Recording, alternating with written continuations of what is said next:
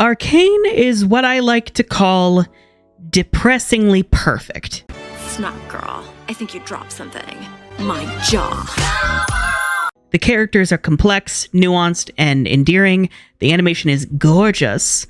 I am obsessed with all of the texturing and blending of 2D and 3D. The music slays. And all of it together depresses me. You know when you have a piece of media that just fires off on all cylinders and you're in awe of the majesty playing out before you? I don't know about y'all, but for me, the effect is twofold. On the one hand, I am enamored with the craftsmanship on display, and on the other hand, I go, how the fuck do the rest of us measure up to this? I very much enjoyed Arcane when it first came out, and have loved the second season also, but I've been hesitant to discuss it on the channel. On the one hand, because it's a lot more daunting and difficult breaking down why something works as opposed to when it fails. And on the other, because everyone is kind of already saying all of the things that I want to say. Like, there are approximately 5 million videos on YouTube on why Arcane's writing, characters, animation, and so on are all perfect. So naturally, my brain goes, what the hell do I have to add exactly? But you know what?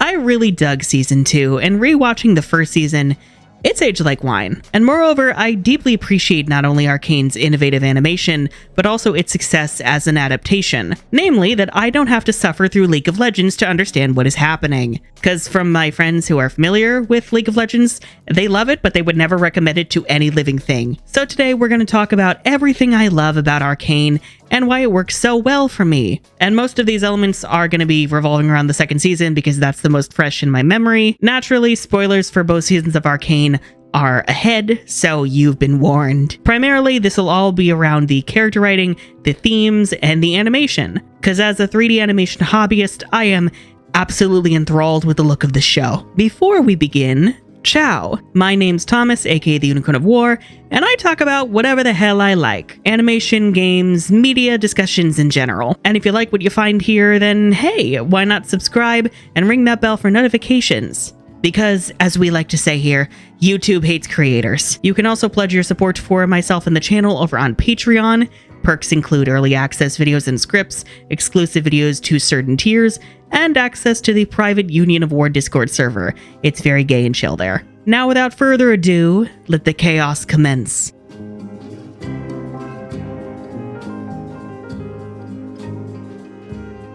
Given 3D animation has, especially in the West, been restricted to either photorealism or Pixar knockoffs, it is so nice seeing properties like Arcane experimenting with their styles. Arcane has this painterly look that incorporates a lot of 2D elements, effects, and textures. It even fakes a lot of its environments and lighting to trick you into thinking there's more going on in the shot. This video by Robin explains all the techniques Arcane implements specifically for its first season, and given she is a professional animator as far as I am aware, she can explain a lot of it far better than I. However, I do want to talk about the bits that I understand and especially love myself, especially the texturing. A lot of the shadows on the characters' faces, specifically around their noses, are textures that have been painted onto the models. And the same goes for all of the lights on armor and jewelry. They don't actually respond to any light sources in the scene. The reason for this being that in 3D, real-time lighting and shadows can actually look quite unflattering.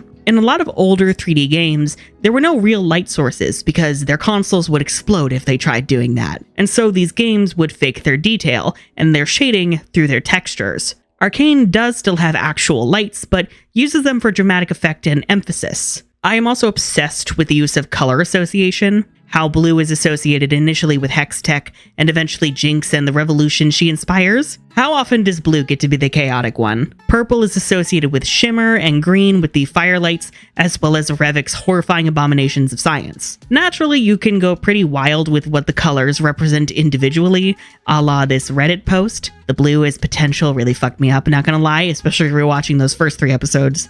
I also adored when Vander became Warwick, how his primal rage was always associated with red. Arcane excels at using the colors to change or enhance the mood of a scene. Looking at you when Vi is trapped in the basement of Benzo's shop, and Grayson's blood coats the window blood red, and so Vi is left crying in the red light. Oh, Jesus. But I love the way that the animation changes when we're in Warwick's perspective, how the frame count drops to make the movement more erratic and jarring, because we're in the view of a beast, and all the colors turn to this stark contrast of red and black.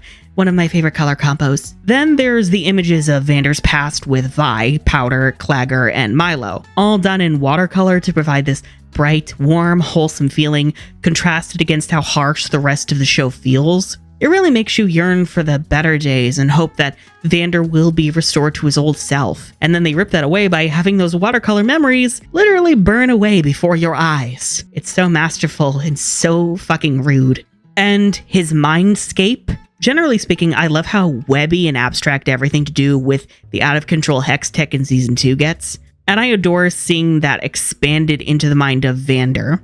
These sinewy labyrinths that are then contrasted against images of Warwick with bright orange lava flows or a sinewy bridge leading into the beast's maw. God, this show has no right having such good art direction and visual storytelling. It angers me. It kind of reminds me of the Old Ones world in the Terror Beyond episode of Justice League. And I mean that as the highest of compliments.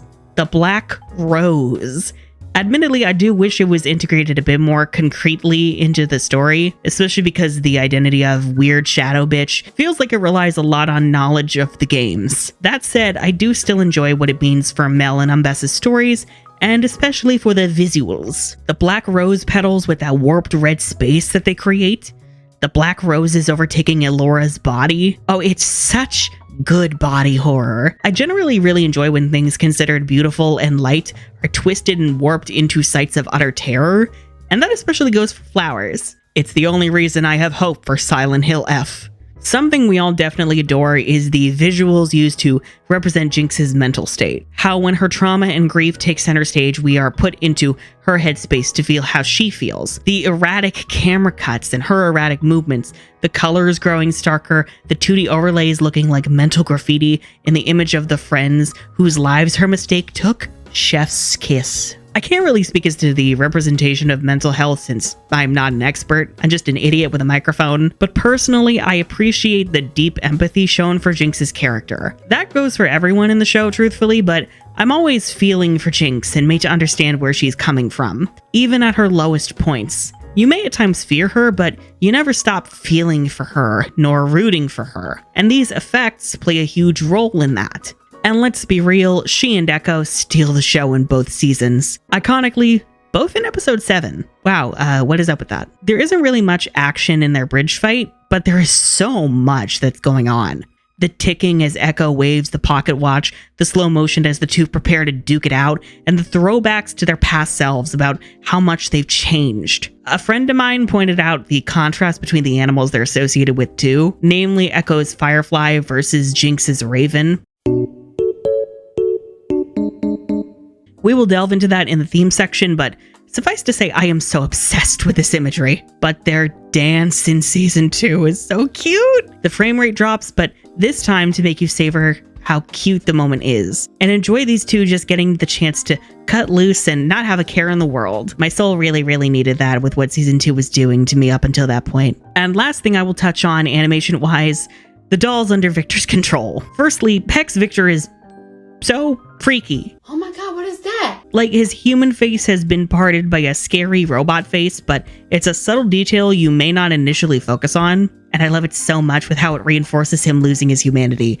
Never mind the creepy third arm that he has. Oh, Jesus. But those dolls, the people he helped becoming these faceless, soulless creatures that move so erratically, like the world's freakiest dance of doom. They really give Dusk energy from Kingdom Hearts 2 and even a bit of the Dancer Nobodies, and I adore them. They thrive in that uncanny valley where they almost appear human, but not quite. So much of Arcane's story lies in its visuals, and it doesn't waste a moment nor a frame to get you to feel for these characters.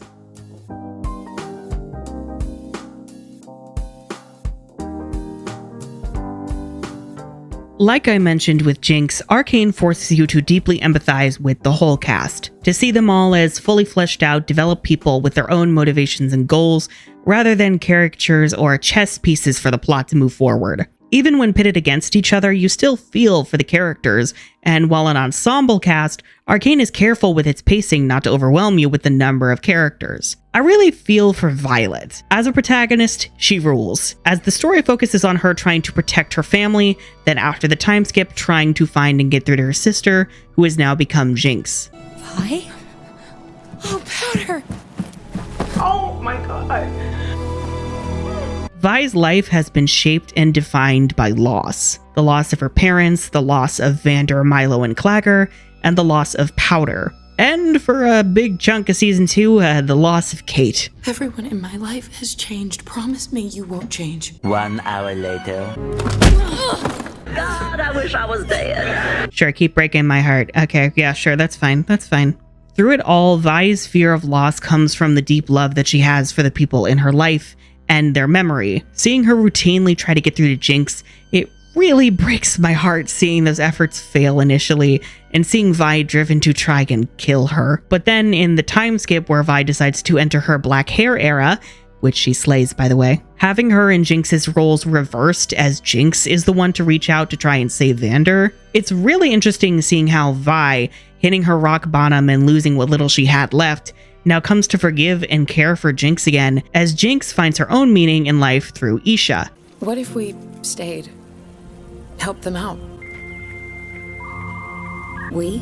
Vi to me feels like an embodiment of true strength, of doing all you can for people that you love, even when that means calling them out when they lose sight of themselves, or no matter how many times you may lose another person. Seeing how hurt Vi is watching Kate go down a dark path destroys me. Like, all Vi wants is a happy life with her loved ones, and the universe keeps going, but suffering makes for good storytelling. Which it does, but it's also hurtful. Now, on to our real star, Jinx. Talented, brilliant, incredible, amazing, show-stopping, spectacular. Having rewatched the first 3 episodes, I feel for this girl. All she wanted was to be useful and to prove herself to her big sis, and for Milo to stop fucking bullying her. And that ambition resulted in calamitous destruction. Beautiful destruction, but still painful. And that really seems to be how Jinx comes to see herself. A harbinger of destruction that ruins everything she touches. She's haunted by guilt, by shame, by insecurity, and especially by fears of abandonment. She doesn't really care much for big social issues or movements like Silco's war for sovereignty or the revolution that she inspires. No, Jinx just wants to matter to the people that she loves and to never feel alone or betrayed ever again. And so while Silco tormented her family and her father, in the moment she is left alone by Violet, seemingly abandoned, Silco becomes her only source of affection and connection that she can rely on. It's okay. Oh, hell. Why didn't I kill you? And so she comes to depend on him and see him as a father. And it's not all manipulation. That seems to be genuine on Silco's part as well, as he comes to view her as, well, his daughter. I mean, she kinda is her uncle turned adoptive father.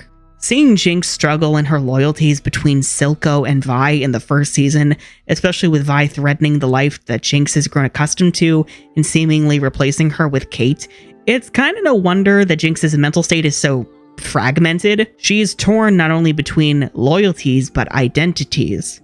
After Silco's death, it hurts seeing Jinx so self-destructive and empty in the first act of season 2. So it helps to see her with Isha becoming a big sister herself and coming to find a new purpose in life. Ever since you dropped into my life, it's like I put on glasses. Except I can't tell whether everything's blurry or clear. It is that drive to protect and care for Isha that feeds into her as a figure of hope for the people of the Undercity, even if she doesn't really care much about that kind of stuff.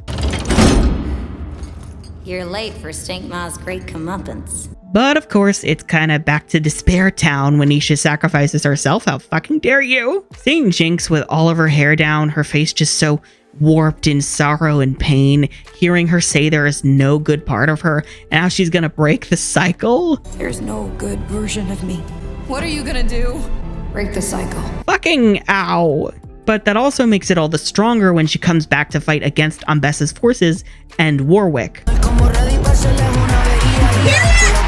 Her fate is kind of left ambiguous, and truth be told, I'm okay not knowing what befell her. I just hope that whatever happened, Jinx is happy wherever she may be, and that she's living up to all of her chaotic potential. Silco? Immaculate villainy. Real power doesn't come to those who are born strongest, or fastest, or smartest. It comes to those who will do anything to achieve it. I adore him lurking in the shadows, plotting and scheming, but I also love that he's not a cartoonish villain. I mean, he may be dramatic, but, he has a cause. He's not causing misery just for the sake of it. He wants better for the people of Zaun. I'm doing this for us, Jinx. All of us. The sons and daughters of Zaun deserve more than their runoff. He's just willing to do whatever it takes to get that, even if it means hurting and killing people that he once loved. His whole rebirth through water and how his character can kind of be seen as metaphorically drowning for the whole time that he's on screen. Excellent. He is calm, he is poised, and he is collected, yet desperate to achieve his goals. And low-key, the man deserves a Dad of the Year award. Man was willing to throw away his peaceful deal and go to war just to keep his daughter safe. I never would have given you to them. Not for anything. Don't cry. You're perfect. With all your imperfections, you can do anything. Arcane really shows how you can have a villainous character who does heinous, vile shit while keeping them as an understandable, fleshed out character. Silco is terrifying and reprehensible. Could you imagine being separated from your father? The show still has empathy for him as a human, just like it has for the other characters. And you bet your ass I got emotional whenever we got to see his past self and his alternate happy self. Also, another Dad of the Year award for Vander, please. A gentle giant who believes in the power of community, haunted by his past. Yes, please. You did put that idiot on his arse, though, right? And while I am Team Violet when it comes to calling out Vander's complacency with Topside, you can still understand why Vander would work out a deal with them in the hopes of not losing anybody else. I led us across this bridge, thinking things could change. If I hadn't, your parents would still be alive. But hey, like Silco, he's willing to throw it away to protect his kids. What an icon. It really fucking hurts seeing him become Warwick. You get glimpses of his love for his daughters that's still there, only to have it ripped away when he fully becomes the beast.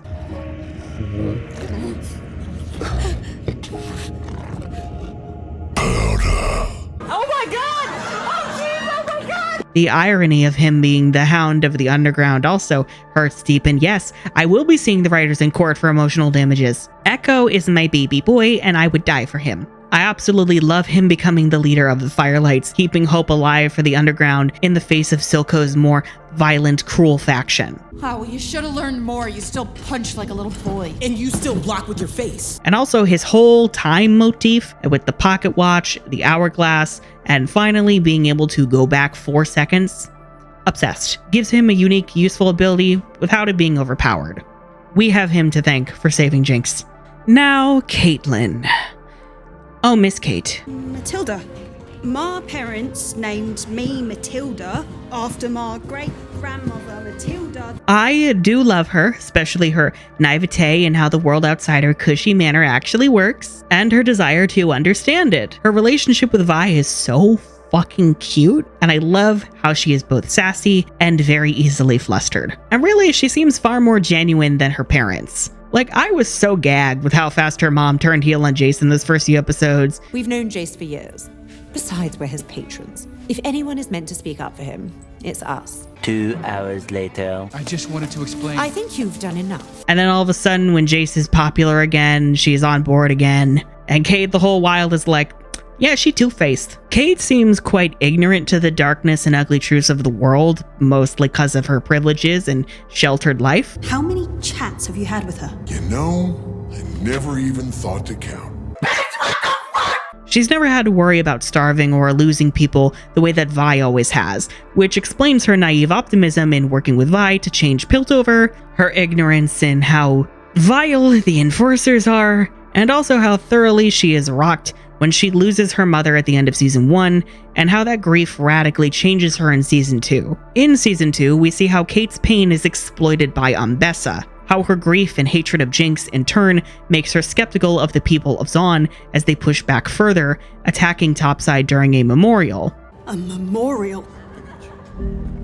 What kind of animals? Totally not orchestrated by Ambessa, totally not. And how all of that pain makes her slide into bad political things that I can't quite describe if I want to stay monetized. But you know, she and America have a lot in common. Grief and sorrow are easily exploitable by those looking to accrue power. And we'll talk about that more when we get to Ambessa, fuck that bitch. But it really hurts seeing Kate essentially become a puppet on strings who turns on Vi. Your mother will have justice. I swear it. You are a lying liar! I'm glad she eventually comes to her senses, but I am also glad that the story let Kate go to that dark, awful place. Mel, absolute icon. Diva, give her all of the awards. She is so good at the game of politics and working around other people's motivations, mostly because she's had to in order to survive the treachery that is a relationship with her mother. Jesus fucking Lord. You're a symbol of the future now, Jace, whether you like it or not. With that comes the potential to shape your own destiny. She carries herself with so much confidence and self-assurance. I can't help but stan her. So you bet your ass when she discovered her magic and finally stood her ground against her mother, I cheered. A wolf has no mercy. Karma's a bitch. Her whole life, she was just a tool, a weapon for Ambessa to exploit to accrue power for herself. Yes, she was loved, but not in the way that she needed. And so seeing Mel break free to chart her own course, good for her. Side note, Mel's design slays. I am so obsessed with her fashion, her hair, all of her gold jewelry, the texturing, immaculate. And when she becomes a mage and gets all of the gold lines along her hands, arms, and face, her hair glowing gold and white when she uses her magic, oh, she is stunning.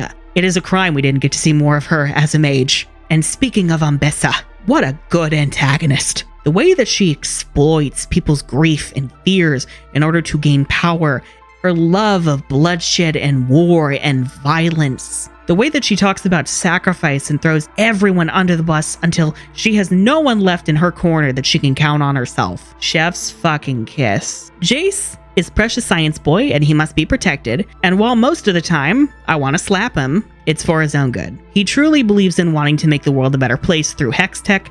And while that does lead to bad things, and he definitely has some classism he needs to thoroughly unpack. You didn't say they were from the Undercity? What difference does that make? They're dangerous. I'm from the Undercity. Slay! It's hard not to love him. His enthusiasm and earnesty are just so fucking endearing. And also he's hot, so that helps. Pretty privilege is real, y'all. I especially love how in season 2, when he returns from the Arcane, you at first are terrified of him. He looks disheveled, he's murdering people and squashing them like bugs, and you're like, you leave Victor alone, you dick. But then you see the horrifying future that he endured, and you just go, oh, no, I get it now. You go, girl, crush that Jesus figure nerd stat. Oh, the show is so good at messing with your perception. And Victor, poor gay Victor. Are you homosexual? A what? I'm homosexual. What's that? Like Jace, he's kinda obsessed with the pursuit of knowledge and science at all costs, even that of his humanity. You did this? I thought you understood. 3 hours later. I understand now. And it eventually reaches the point where Victor basically loses touch with humanity itself, wanting to scrub away what makes people people in the hopes that it means a better world. People deserve to choose their own fates.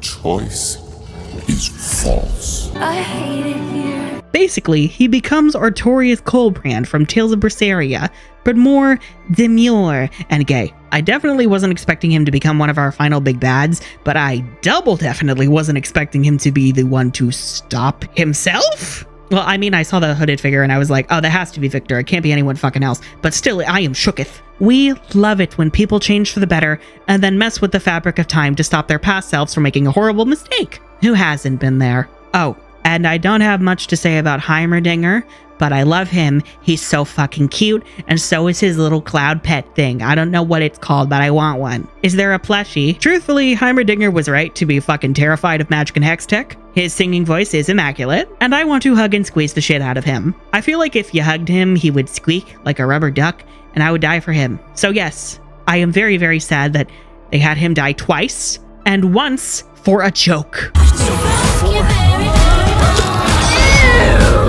It was a hilarious joke that had me wheezing, but I am still very, very upset. This cast is just so lovable and well-written and complex. You could write dissertations on any of these bitches. And it's easy to see how people can have different favorites depending on who they relate to the most. Me personally, my favorites change for everything all the time. It's quite annoying. But right now, I would say my most beloved characters are probably Jinx, Echo, and Mel. They are my trinity. If you touch them, I will kill you.